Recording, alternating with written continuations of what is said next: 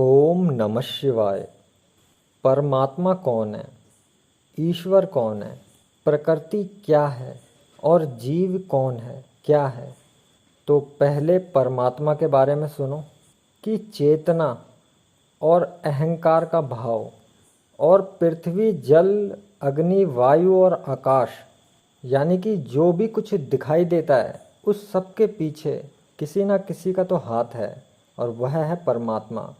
वह सारा पदार्थ चीख चीख के कह रहा है कि परमात्मा है, क्योंकि इतना सारा पदार्थ, यह सृष्टि ऐसे ही यूं ही नहीं बन सकती।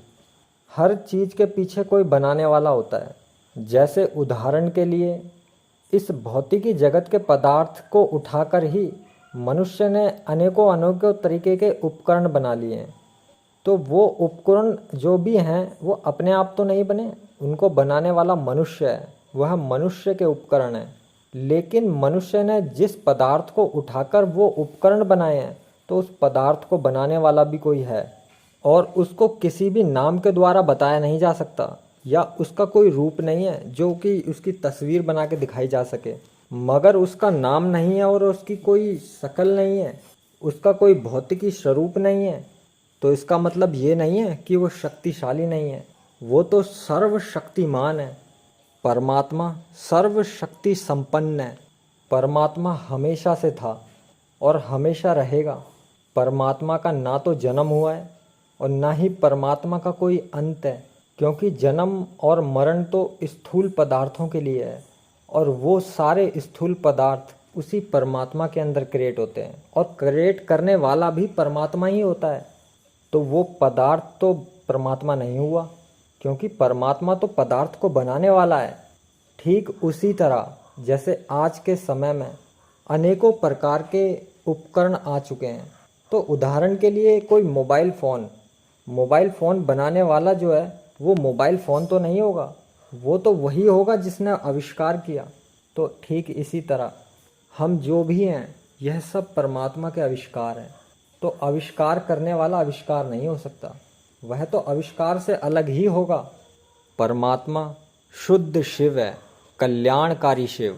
वह हमेशा शांत ही बना रहता है और उसमें कोई भी गुण नहीं है, और उसके बारे में विचार भी नहीं किया जा सकता, ना ही कुछ सोचा जा सकता है, क्योंकि ये मनुष्य का शरीर, भौतिकी शरीर, सिर्फ भौतिकी जगत तक ही सोच सकता है, क्योंकि इस सोच की आवश्यकता भौतिकी जगत में ही है। और परमात्मा के पास में कोई इंद्रियां नहीं है, बल्कि उसके पास में तो अनंत इंद्रियां प्रकट करने की ताकत है। वही चैतन्य स्वरूप परमात्मा है, जिसे पर ब्रह्मा भी कहते हैं, और वही शिव जी हैं, कल्याणकारी शिव। और अब ईश्वर के बारे में समझते हैं। और अब वही शिव जब शक्ति के साथ में मिलकर और लोगों का सृजन करते हैं, उन्हें बनाते हैं, जब सृष्टि बनती है और चलती है, तो उस सृष्टि के अंदर अंतर्यामी बनकर प्रवेश कर और अंतर्यामी स्वरूप होकर ब्रह्मा, विष्णु, महेश बनकर बुद्धि और इंद्रियों को चलाते हैं और संपूर्ण सृष्टि को चलाते हैं, सतगुण, रजगुण और तमगुण बनकर। तब वह ईश्वर हो जाते हैं। और प्रकृति उसे कहते हैं जो ब्रह्मा, विष्णु, महेश के साथ में मिलकर इस चित्र विचित्र संसार की रचना करती है। यह रचना करने वाली शक्ति ब्रह्मा, विष्णु, महेश की बुद्धि रूपा शक्ति है, उसे ही प्रकृति कहते हैं। अब जीव किसे कहते हैं? जीव उसे कहते हैं जब इस चैतन्य स्वरूप ईश्वर को ब्रह्मा, विष्णु, महेश या अन्य नाम के रूपों के द्वारा मैं यह शरीर ही हूँ ऐसा मिथ्या अभिमान हो जाता है, जो कि है भी और नहीं भी, कि मैं स्थूल हूँ, मैं यह शरीर ही हूँ, तब उसे जीव कहते हैं।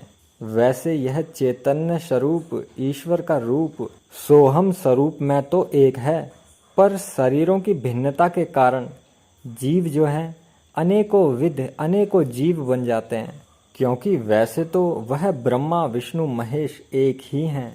लेकिन जब शरीर में आने के बाद जीव को ऐसा मिथ्या अभिमान हो जाता है, अहंकार उत्पन्न हो जाता है कि मैं यह शरीर ही हूँ, तो जीव अनेकों जीव बदल जाते हैं।